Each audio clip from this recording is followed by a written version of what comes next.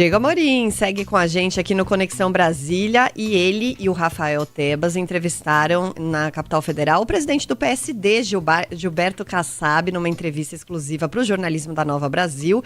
E você conta pra gente o que o Kassab falou. O Kassab que tem sido uma figura tão importante na política nacional, não, Diego? É isso, Michele. Daqui a pouquinho, ainda pela manhã de hoje, a gente vai publicar a íntegra dessa entrevista no nosso YouTube, Jornalismo Nova Brasil, também no nosso portal TH+, lá no site da Nova Brasil FM, mas eu já trago aqui para os nossos ouvintes, claro, em todo o país, os principais destaques dessa entrevista exclusiva que foi concedida ontem, no feriado de Dia da Consciência Negra, aqui nos nossos estúdios da Nova Brasil, em Brasília, pelo Gilberto Kassab, comigo e com Rafael Tebas. Claro que a gente falou de todos os assuntos aí do momento envolvendo a política nacional e perguntamos também ao Gilberto Kassab se ele entende que há um peso das emendas parlamentares na vitória expressiva que o partido comandado com ele, o PSD, teve nas eleições municipais deste ano. Ele disse que esse peso é relativo. Vamos ouvi-lo.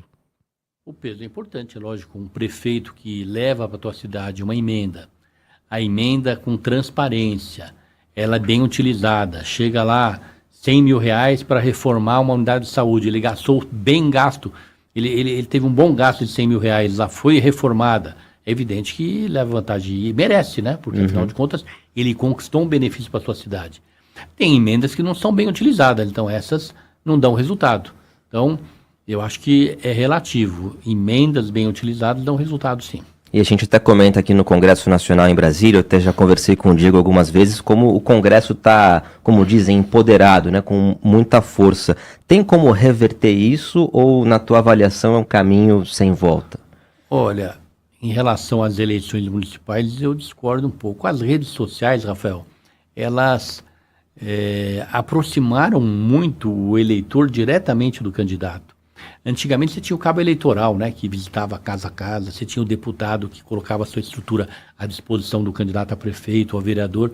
Hoje, todo mundo tem o celular na mão, integra várias listas de transmissão, recebe várias mensagens por dia, os candidatos chegam na casa de todo mundo sem o cabo eleitoral, então é relativo. Eu tenho visto muitas análises que mostram que Congresso empoderado, Congresso fez... Bom, se fosse assim, o PT teria feito muito mais vereadores e muito mais prefeitos no país, e não fez. Por quê? Por conta do tamanho da bancada, o senhor diz? Não, do número de eleitos. Tá. Né? O número de eleitos. O PT tem quase 100 deputados, ué. Sim. Né? E não fez. E ele teve o mesmo volume de emendas que os outros deputados. E fez em São Paulo 4 prefeitos só. É, bem pouco. Um deles com a ajuda do PSD. Então eu discordo um pouco disso, porque emenda... ela é boa para o prefeito que é candidato quando ele utiliza bem essa emenda. E aí é uma conquista dele, não do deputado. E o PT, estou dando esse exemplo, quase 100 deputados, não fez prefeito no Brasil, não fez vereador, fez um número muito baixo.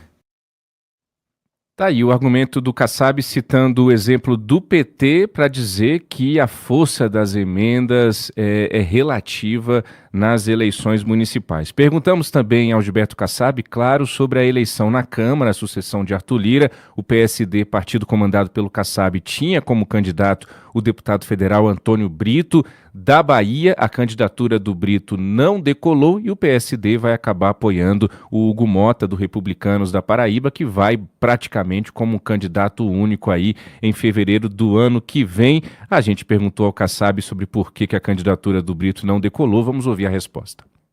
Olha, o Antônio Brito estava muito bem posicionado, com um número grande de eleitores, mas governo é governo. Na hora que o governo fez do Hugo Mota o seu candidato, é evidente que ficou difícil, e aí caberia realmente uma composição, porque ficou claro, ele se tornou um candidato do PT e do governo, e era muito difícil esse embate.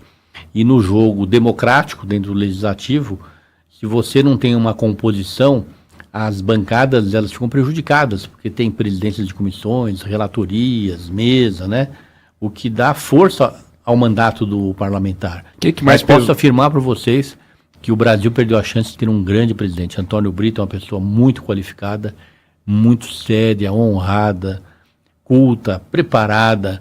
Seria uma virada na sinergia do parlamento com a sociedade, porque cada vez mais eu vejo muita tristeza em todos os parlamentos brasileiros, não é só no Congresso, não, nas câmaras municipais, nas assembleias legislativas, está havendo um distanciamento que é muito ruim. O que mais pesou na avaliação do senhor Kassab para o PT e o governo e o Palácio do Planalto aderirem aí à campanha do Hugo Motta, apoiado por Arthur Lira, que foi considerado um algoz do próprio governo durante um bom tempo?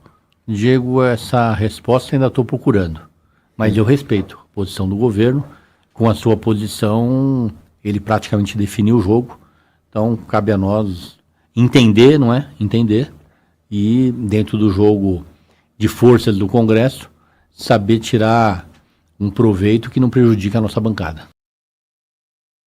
Eu e Rafael Tebas também perguntamos a Gilberto Kassab se o presidente Lula chega para a eleição de 2026 como favorito à reeleição e por que Tarcísio de Freitas, governador de São Paulo, não é colocado como um pré-candidato ao Palácio do Planalto já em 2026. Você escuta agora as respostas de Gilberto Kassab aqui no Jornalismo da Nova Brasil. Todo mandatário chega como favorito quando faz um bom governo. O Lula está finalizando a primeira metade do seu governo. É um governo que ainda não tem realizações, não é? Então, imagino o Lula, pela experiência que ele tem, que ele está enxergando que agora ele precisa conquistar realizações, como ele teve no seu primeiro mandato lá atrás. Bolsa Família, Luz para Todos, Minha Casa Minha Vida, foi um bom governo e se reelegeu. É muito difícil a reeleição de um prefeito, de um governador, de um presidente da República, quando não vem a sua campanha de reeleição lastreada em realizações. Então, acho que cabe ao presidente Lula e à sua equipe agora começar a construir essas realizações, caso ele queira disputar a reeleição e ter essa posição de Por que o presidente Lula não está conseguindo, Kassab? Se alguém tão habilidoso, alguém que já conheceu a política, o Congresso, o jogo mudou? Tem que ser justo também, né? Porque isso depende muito de circunstâncias, não é? Como encontrou o governo, a economia, não é? Às vezes não é fruto de incompetência administrativa. Mas, de qualquer maneira, é importante construir um legado. É importante construir essa comunicação com a sociedade, mostrar o que está fazendo, o que não está fazendo, por quê, porque não está conseguindo. Eu ainda não vejo o presidente Lula começar a construir esse processo de reeleição que possa torná-lo favorito. Por que o governador Tarcísio de Freitas não é um candidato em 2026, Kassab, até aqui? Ele é jovem, é um dos governadores mais bem avaliados na história de São Paulo. E olha que São Paulo teve bons governadores, hein? Franco Montoro, José Serra, Mário Covas. Mas ele, com essa idade, com as realizações que tem feito, ele tem tudo para se consagrar com muitas realizações e vai chegar em 2030 como um fortíssimo candidato, caso ele mantenha esse padrão de governo.